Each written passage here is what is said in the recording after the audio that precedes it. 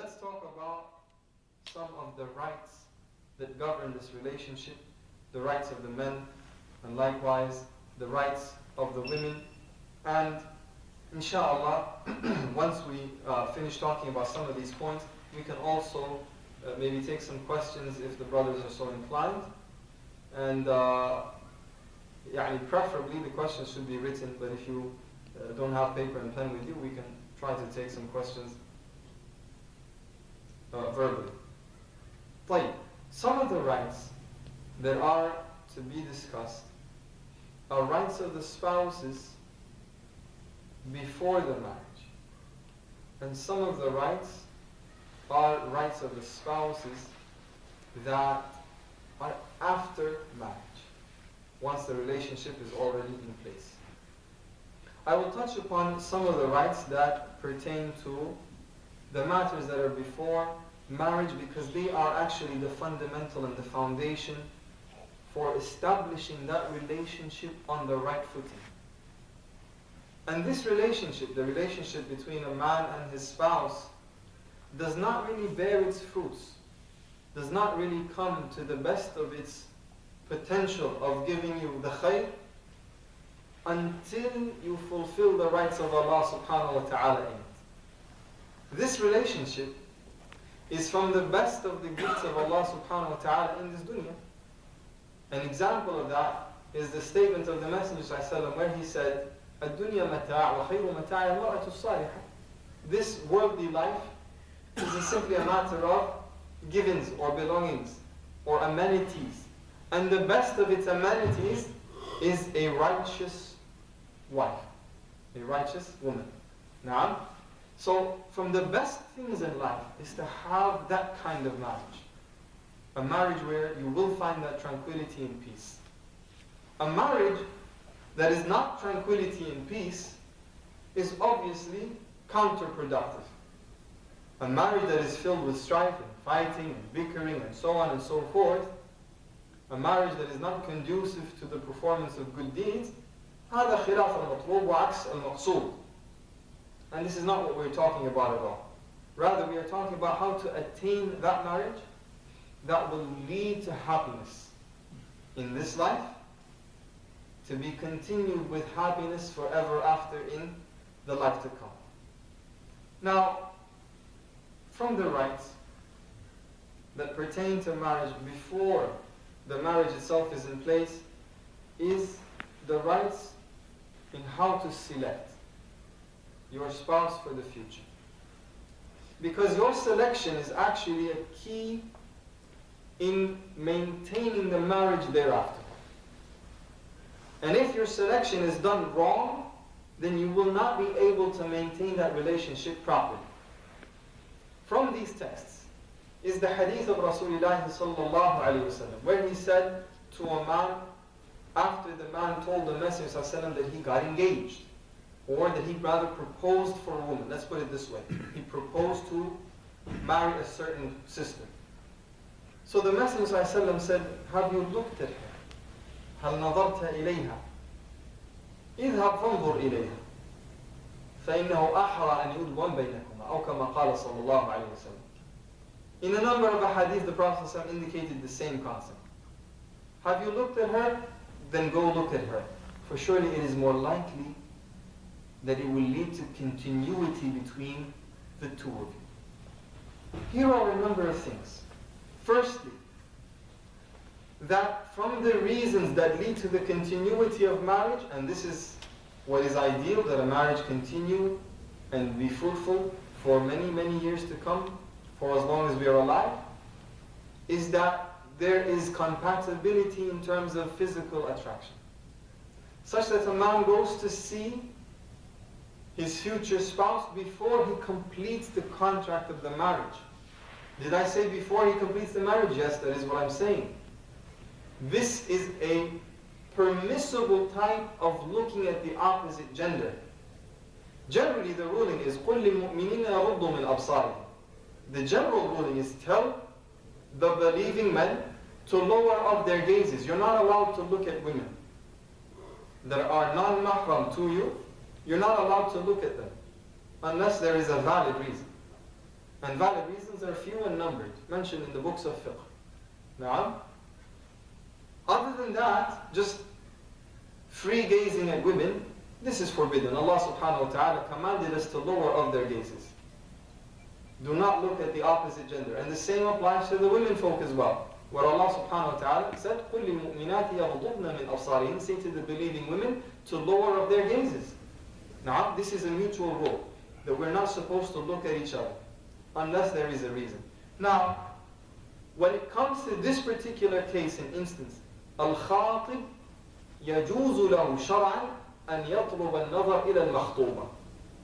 It is permissible for a man who is seeking to marry a woman, who has proposed to marry a woman, to seek permission to look at her.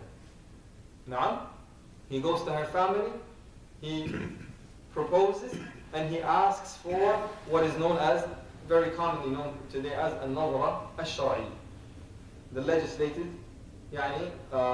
exposure or looking, or so on. Now, this is from the rights of marriage before the marriage because it leads to something beneficial, something desirable. What is that? The longevity of the marriage. Compare that to the instance in which a spouse did not see his future bride, مثلا, or the opposite, a woman who did not see her future husband. And the first time they saw each other is the night of the wedding. Not even the day of the wedding. The first time they see each other is the night of the wedding. How many times has it happened that a woman will stay with her new husband for 3 days or 4 or 5 and then say to her father, take me back home, I can't stand this man. I'm sorry, I cannot do it, Dad. She married him to please her father, but she couldn't do it. Sahih? يحصل ولا ما يحصل? If you look at the books of the fatawa of the ulama, you will find that they are filled with questions from families dealing with these kinds of situations, where they are dealing with cases of divorce that have happened within an extremely short time span since the marriage, within a month, within weeks. A lot of these cases are because this particular sunnah was not applied. Or vice versa. A man marries a woman, he can't, as soon as he sees her, he's like, subhanAllah, how am I going to live the rest of my life with her? The first time I saw her, it gave me a shock. Now, this happens. What is pleasing to you, beautiful in your eyes, may be displeasing to the next person. Now, this man may like the sister, but the other man may not. Or the opposite, this sister may like this man, but the other sister may not. It doesn't mean that the person is necessarily ugly. It just means there's no compatibility, there's no match here. Now, you go to a car shop and you look at a car and you're like, this thing is so ugly, man, and I can't believe they actually put a price on it. I wouldn't take this if it was for free. Now, and then within 5 minutes somebody else walks into the same showroom and they're closing on the car. And they're driving away happy. And you're like, I can't believe this, but you know what? Allah subhanahu wa ta'ala put in their heart that they love this thing. So they took it. Now, so just because this thing happens is not a reason for us to say someone is superficial, someone is only looking at the surface. No, this is not that. It's a matter of compatibility. In fact, seeing each other leads to something, which is the hadith of the Messenger ﷺ. He said, Al-arwahu junudun mujannada, the souls are grouped battalions, if I may use that expression. مَا تَعَارَفَ مِنْهَا اخْتَلَفَ. Those that recognize each other will find harmony. وَمَا تَنَاكَرَ مِنْهَا اخْتَلَفَ. And those that do not recognize each other will pull away, will differ. So one of the reasons that the souls will come to meet and recognize each other is that initial meeting where a man gets to see the woman he proposed to marry. And then he can make his decision thereafter based upon knowledge, not just taking merchandise that is unknown. Now, so this makes perfect sense. Now, in some situations, this may lead to trouble. And if that's the case, then leave it alone. Some families have their own sets of rules and they are very rigid about these rules and so on and so forth. This boy is going to marry this girl, finished. No seeing, no this, no that, and it will cause problems and fitan and so on and so forth. This is found in tribal areas in certain countries. Now, where they don't have negotiations about certain things. And if you try to tell them this is the sunnah, this is the way of the Messenger of Allah, they don't accept that, they won't take it, they won't move forward. So leave it alone if that's the case. But normally this is the sunnah of the Messenger. Also, from the rights that relate to the matter before marriage is to pick with an intention for having progeny. We already touched upon this, but there is more. The Messenger ﷺ, a man came to him, he said, and this hadith is in Sunan Abi Dawood. A man said to him, إِنِّي أَصَبْتُ امْرَأَةً ذَاتَ حَسَبٍ وَجَمَالٍ. I have found myself a woman who has both good lineage and beauty. وَإِنَّهَا لَا تَلِدْ. However, she is barren, meaning a woman that cannot conceive, she can't get pregnant, meaning she can't have children. أَفَأَتَزَوَّجُهَا. Should I marry her? قَالَ لَا. The Prophet ﷺ said no. Then he came to him a second time. The Prophet ﷺ said no. He came to him a third time. The Prophet ﷺ said, marry the loving and the birth-giving, for indeed I am showing off your numbers to the nations. So one of the things you want to put an eye towards when you are talking about the matter of the rights is the right to have children. This woman that you marry, that you know she's barren, she can't have children, you may not be able to give her her rights in the future. You may feel in the future that your life is empty without children, that you are not fulfilling the rights of your religion, that you are not competing with other people in the matter of having righteous children to carry after you your good deeds. And then this will lead to marital strife and problems. So avoid these problems from the beginning. نعم تجنب هذه المشاكل. Now a question may arise here. How do I know a woman is birth-giving? Let's say I'm marrying a virgin. She's never been married before, so I have no idea how to tell. كيف أعرف? How do I know that this woman is birth-giving? The answer that is mentioned by the people of knowledge is look at her relatives. Look at her mom. Look at her aunts. Look at her sisters. If her mom had many, many children, if her aunts have many, many children, if her sisters have many, many children, this is an indication that this is a birth-giving woman, because it is found commonly in her family. Now, so if it is found in her family, her mom has 8 kids, or her grandma has 8 kids, and so on and so forth, or her aunt has 6 kids, these are indications that this sister is going to be what? Is going to be birth-giving by the permission of Allah subhanahu wa ta'ala. And the loving is also easy to tell by the fact that you can ask what are her character traits, what is she like, does she love kids, does she hate kids, etc., etc. You get to find out about these 2 traits. Like, from the rights that pertain to the matter of selecting for the sake of longevity is the hadith of the Messenger ﷺ found in Sunan Ibn Majah, where he says, تَخَيَّرُوا لِنُطَفِكُمْ. Pick and choose for your nutaf. Nutaf is the plural of nutfa. And nutfa usually is a reference to nutfat al-rajul, to the seminal fluid of the man. And this is the water, this is the liquid, the fluid from which Allah creates the child. He says, ﷺ, pick and choose for your nutfa. In other words, when you pick, you're not just simply picking for yourself. You are also picking for your child. You are picking with an eye towards not just what you like, but what is suitable for a child that shall be raised in your home. Is she a woman that is expected to be a good mother?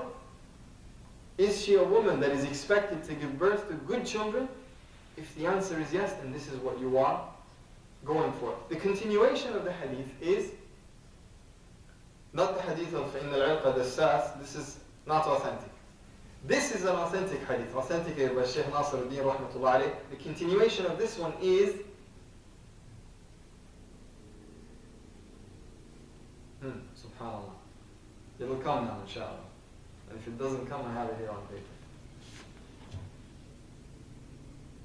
I believe I do. No, I don't. But it will come. Fine.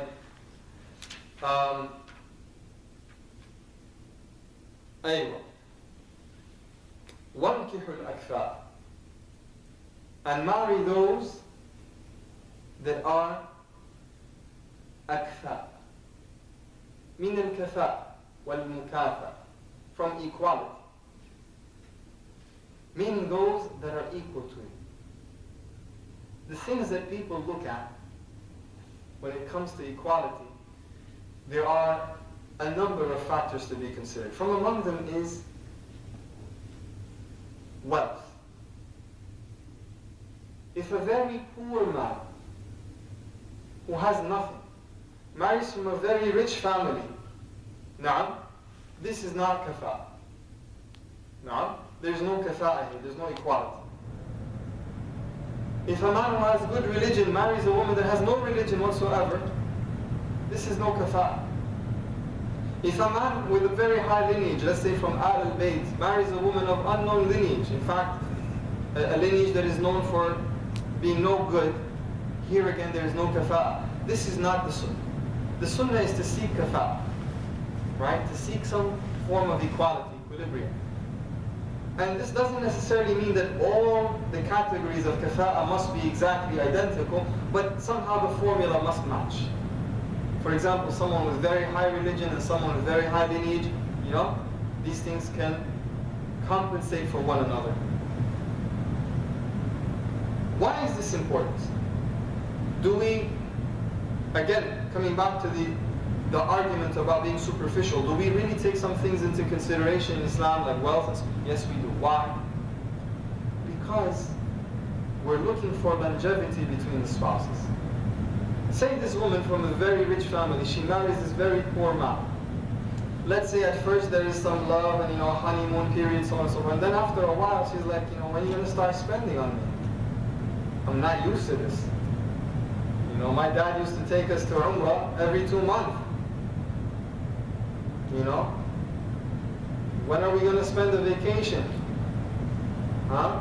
When are we going to do this? When are we going to do that? The brother's like, just, be patient. Be patient, babe. Now, a year or two down the road, the sister can't be patient anymore. And now we have a child in the middle. Now, and then what happens? We have a divorce. These kinds of scenarios are also very common. Again, go and look at the fatwa of the ulama. What are the fatwa? The fatwa are the answers, the religious verdicts being issued by the scholars in response to questions from real people. Read the questions of these real people. You will see what kind of problems people are dealing with and learn from the mistakes of others. Read these fatwa. They will teach you so much about the reality of what's going on in the families, in the homes of people. And you will learn why Islam teaches what it teaches when it comes to marital issues. Here, if those families had chosen properly from the beginning, they could have avoided a lot of strife that came later on. Now, by applying these methods. Now, applying these methods that the Messenger ﷺ outlined, that Allah subhanahu wa ta'ala clarified in the book, that lead to the longevity of the marriage. So this equality is actually something desirable. There is no harm upon you, O guardian of a woman, whether she's your sister or your daughter or an orphan relative that is in your care, your charge. If you reject a man because you deem him to be not a good fit, not equal, there is no harm upon you for rejecting him. This is not wrong in Islam. And likewise, he sallallahu alayhi wa sallam, the hadith covers both. أنكحوا الأكفاء انكحوا الأكفاء وأنكحوا إليهم. The first one is Hamzat Wasl and the second one is Hamzat Qata. So one is about who you should marry as a man, and the second one is about who you should seek for the women folk in your family. أنكحوا إليهم, meaning marry them from your women. Now, give them from your looking for the women folk in his family.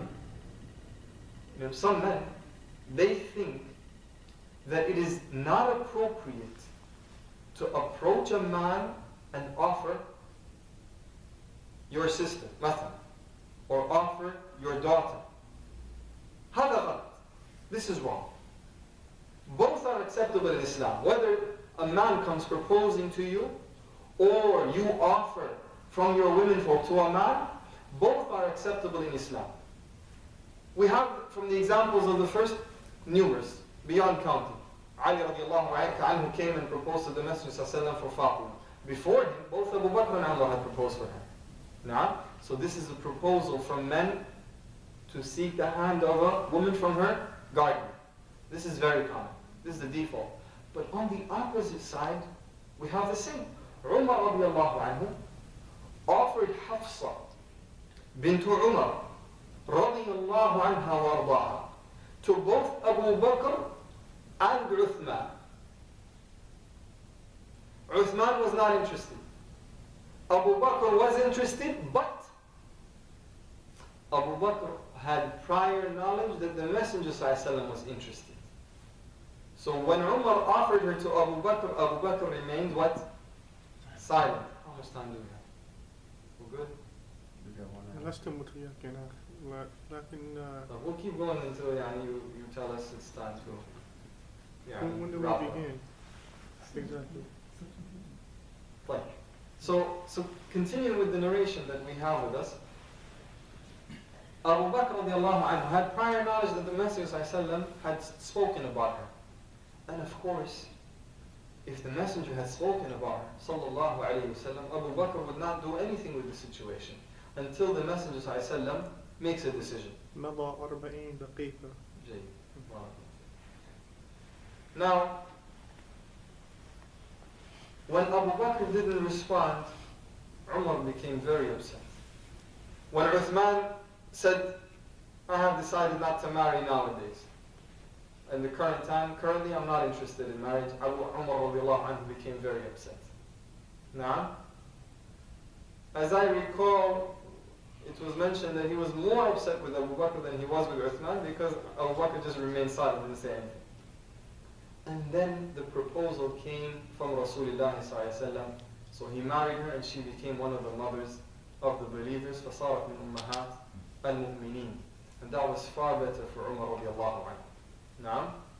Now, Abu Bakr, what does he do? He comes to Umar radiallahu anhu and he says, perhaps you felt upset with me when I didn't respond to you after your offer. Look at how they care about each other's feelings. So Umar radiallahu anhu confirmed, yeah. He said, the only reason I didn't say anything to you is because I had heard the Messenger ﷺ mention her, meaning I would not precede him ﷺ until he makes his final decision if he lets go. And I was never to expose the secret of the Messenger ﷺ. مَا كُنْتُ لِأُفْشِيَ سِرَّ رَسُولِ ﷺ. This is a secret. This was mentioned in private, so he wouldn't go about telling people, not even Umar, until the Messenger decides to stop. And if he had let it go, if the Messenger had left the affair alone, I would have married him. All this to make Umar feel what? Better. Now, so this is an example of a guardian seeking for the one he is in charge of from the women folk. The second issue here is that the sisters need a guardian to get married. There is no such thing in Islam as a sister marrying her own self. Now, in Islam, a marriage in which a sister marries her own self to a man is invalid. لا يعتد به. In fact, the Messenger ﷺ said, فَإِنَّ الَّتِي تُنْكِحُ نَفْسَهَا هِيَ الزَّانِيَةُ. The one who marries herself off is the fornicator. Rather, the fornicatress is the fornicating woman. Every woman must have a male guardian to represent her in matters of marriage. Now someone may say, hey, how come? Why is this the case when it comes to the women but not the men, etc.? First of all, we are slaves to Allah. We do not question the rules of Allah. We say we hear and we obey. We understand what our Lord has commanded us with, and we fulfill what Allah subhanahu wa ta'ala commanded us with. But also, if you look at the benefits of this, you will come to see that it is the men that can approach the matters of marriage in a way that makes the marriage far better for the woman. They are the ones that can demand her rights. They are the ones that can establish what her rights are going to be. And they are the ones that can guarantee that her rights will be delivered to her by her husband. Versus a woman who represents herself to a man, she is the weaker party. And she is the weaker gender. And she has no representation. If that's the case, then this marriage contract may be skewed in favor of whom? Of the man. There are many, many blessings to be found in following the sunnah of the Messenger ﷺ. And most importantly, out of all these issues, is the fact that such a contract where a woman contracts on behalf of herself is invalid. There is no marriage. A marriage between a man and a woman in which she had represented herself without a guardian is completely invalid. It must be through her guardian. طيب? Now, from the matters that are also related to the rights before the marriage is the matter of the dowry. The dowry. The dowry is from the rights of women. What is the dowry? Al-mahr.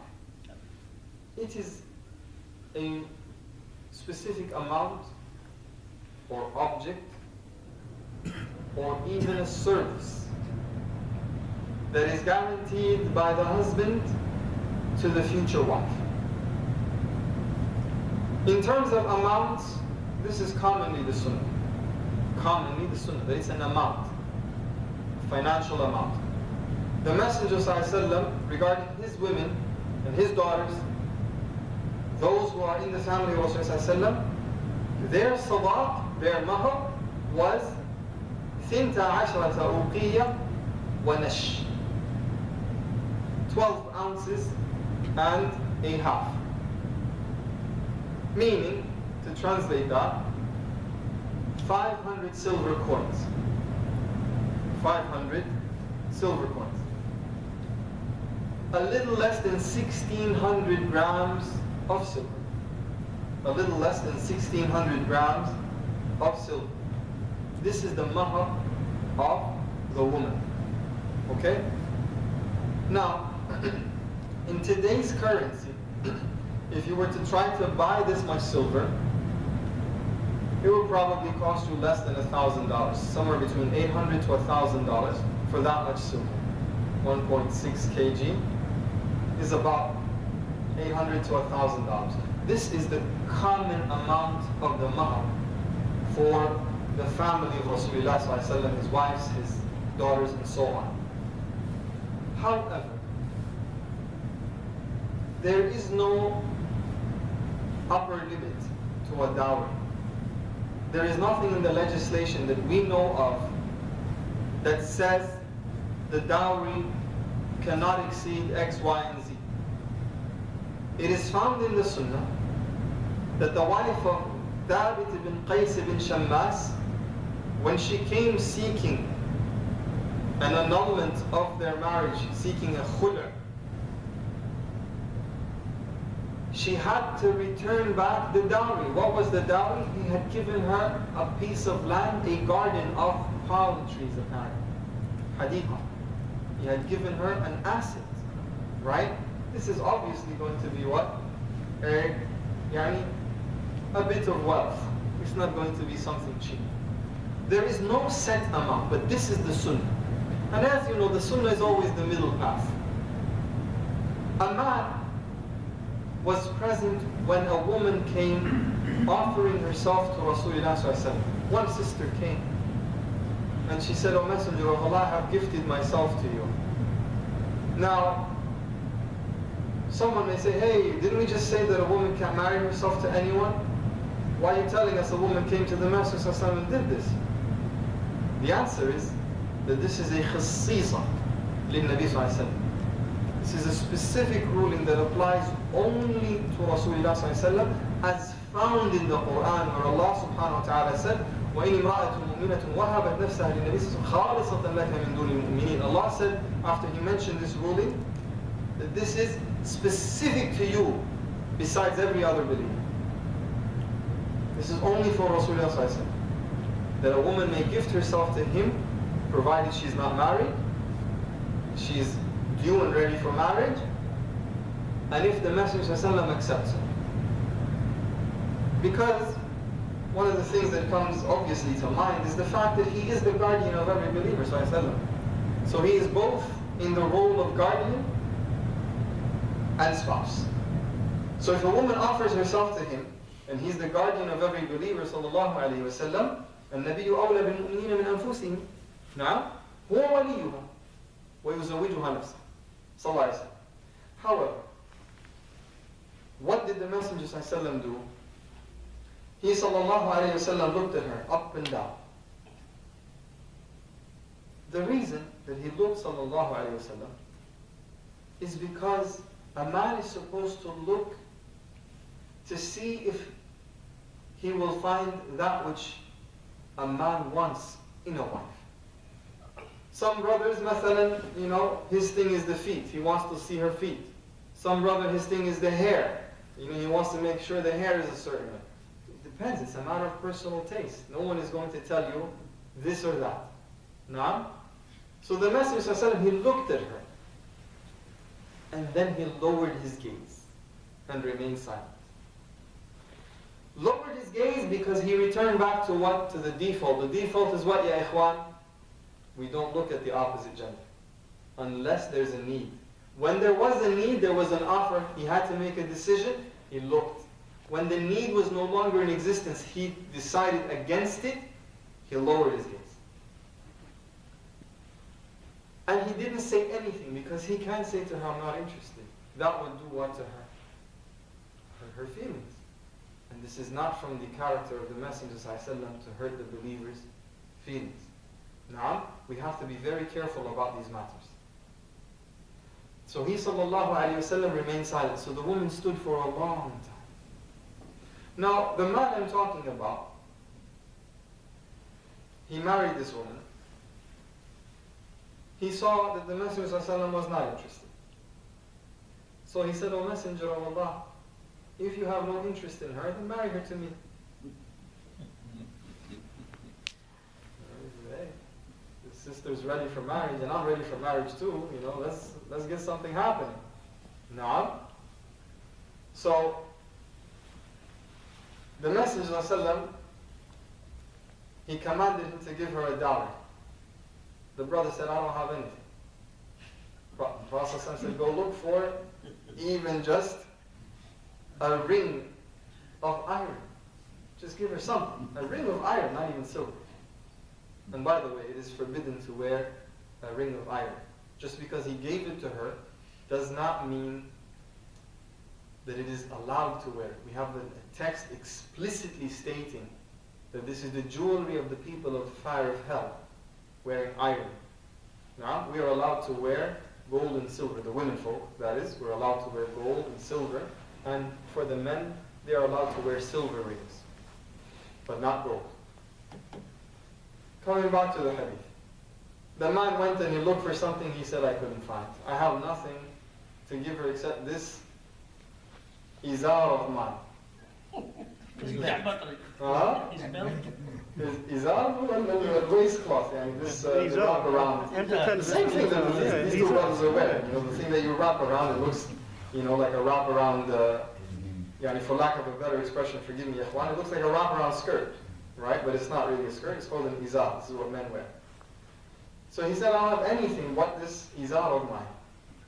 So the Messenger ﷺ responded to him. So what's she going to do with your izar? If she wears it, you have nothing on you. If you wear it, she has nothing of it. What's she going to do with your izar? So the matter came to a standstill. Then the Messenger ﷺ finally came back to him. He said, do you have anything of the Quran? So the man said, yes, I have this surah, and this surah, and this surah. And he started naming the chapters of the Quran that he has with him. So the Messenger ﷺ said to him, I will marry her to you in return for that which you have of the Quran with you. Now some of the people of knowledge, they explain it to me that now he is obligated to teach her those surahs. So now he's offering what? A service. So the dowry here is a service. So we talked about money, we talked about service. The third item is an object. Ali radiallahu anhu, in some of the narrations it is mentioned that he mentioned to the Messenger ﷺ that he had nothing for his marriage, meaning for dowry. So the Prophet ﷺ said, what about your armor? Al-Hutamiyya. Your armor such and such. It's something from the gear of war that men use. But it's an object of value. It has value. So if he gives it to her, then this is a dowry. Now, so here the Messenger indicated to Ali radiallahu anhu that he gives her what? A dowry. So a dowry is from the rights of women. Usually, a dowry is something that brings about harmony in a marriage, because a woman understands from the dowry that she's valuable to her husband.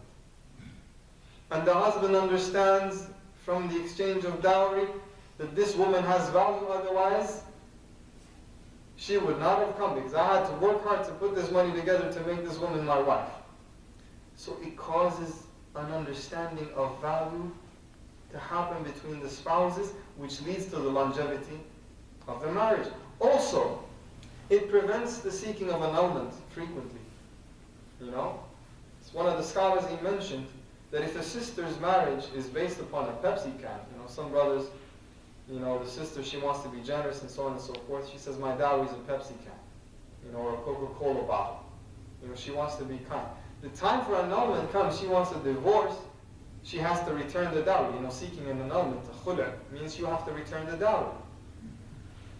So it's very easy. You know, she goes to the corner store, she buys the Coca-Cola bottle for $1, and she's like, here, I'm out. I'm speaking to the imam, you know.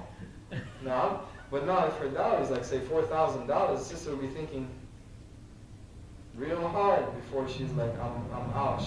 Because she knows, you know, she's got to figure out how to get that money to you, God, before she wants out. So one of the reasons that lead to people thinking things over and maybe not hastening to the wrong decision when things get tense is to have a suitable dowry. Now, what if the dowry is delayed? This is also allowed in Islam. Where a man from amongst the Sahaba married a woman that the Messenger ﷺ had married her to him, without named dowry. The dowry was not specified and named. So when he was dying, he mentioned that I had not given her anything, so this is her dowry, and he named the specific thing. So they stayed together all the way until the man was about to die, and then he named the specific dowry for her, to be taken and given to her before the inheritance is split. This is also acceptable. It is not the norm, but it is acceptable. Right? You know, the dowry is not named. Now, one thing that I will say, just to finalize and close about the dowry, it is not a good thing to make dowries very high. When the dowries are very high, first of all, it pushes away a lot of people. You will be filtering out some good people even, if the dowry is too high. Because they will think that this family is greedy, or this family is trying to sell their womenfolk, or trading in their womenfolk. Now, this is not desirable. You don't want people to think this about your family, because then good people will go away. Additionally, if a man does accept and he pays a dowry that is extremely high, it may lead to some ill will in his heart, as the Messenger ﷺ mentioned in a hadith, that a man will start thinking after a very difficult dowry, you know what, for you, I had to go through such and such. It's how a man thinks. You know, so when she upsets him, He's like, this is what I went through all that for? So when the sister does something wrong, he's like, you're supposed to be perfect, because after all that money, I ain't taking nothing from you. كما يقال في بعض البلاد تمشي على العجين ما تلخبطوش. She needs to walk on the tightrope, and not fall off, because the dowry was like that. خير الأمور أوساطها. The best of matters are the middle path, the path of Rasulullah sallallahu alayhi wa sallam. And the dowry is the right of the sister. Her family, some families they do this, they will take the dowry from the sister. This is wrong. It is the right of the sister. And it is also found in some of the narrations that she will spend of her dowry to prepare herself for marriage. نعم تشتري ملابس، تشتري عطور، تشتري أشياء تساعدها في الدخول على زوجها بالهيئة التي تحبها, such that she will be ready to enter into her new life as a married woman in a way that is pleasing to her. طيب. From the rights that pertain, and now we will talk about the marriage itself, to the spouses in the marriage itself, is the conduct on the first marriage night. Let the first thing that the spouses do is come together on the worship of Allah subhanahu wa ta'ala. The first thing that they should do when they are together is to pray 2 rak'ahs. This is from the sunnah of Rasulullah sallallahu alaihi wasallam. The man pray 2 rak'ahs and the woman pray behind him 2 rak'ahs. So he takes the lead and she prays behind him. And this is a signal of what, ya ikhwan? Of 2 things.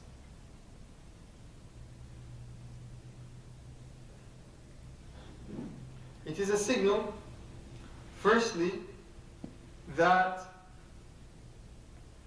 the man is in charge at home, and that he is the leader of the household. He is leading the salah and she's following in his lead. So from day one it is understood who's the captain and who's the co-pilot. Why is this important? That we define who's the co-pilot, who's the captain? Because we don't want a tug of war later on. No, I'm wearing the pants, no, I'm wearing the pants, no, I'm in charge, no, I'm in charge. I'm taking the steering wheel, no, I'm taking the steering wheel. You'll end up with what? With a catastrophe. If this was done in a car, it's a car accident. If this was done in a plane, it's going to be in the news. Now, at home, it leads to a divorce. We need to establish clearly who's in charge. The one in charge is the husband. This is the number 1 signal. Number 2, that we have gathered together on obedience to Allah and worship.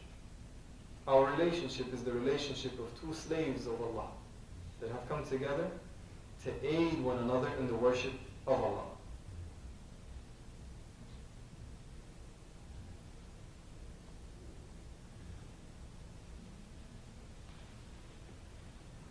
And from the rights as well after marriage is that, well, first of all, before I proceed to the next point, let me mention, there is a verse in the Quran that talks about this concept. Allah Azza wa Jalla says, الرجال قوامون على النساء. Men are the guardians of women. But it's not that simple.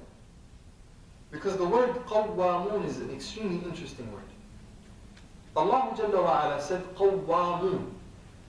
That is the plural of قوام. قوام, it is said, is صيغة المبالغة من قائم. Now, is the amplified or emphasized form of the word قائم. القائم بالأمر. The one in charge of an affair.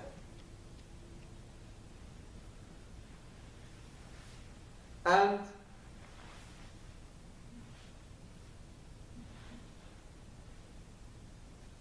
the one in charge of an affair has 2 things to look at.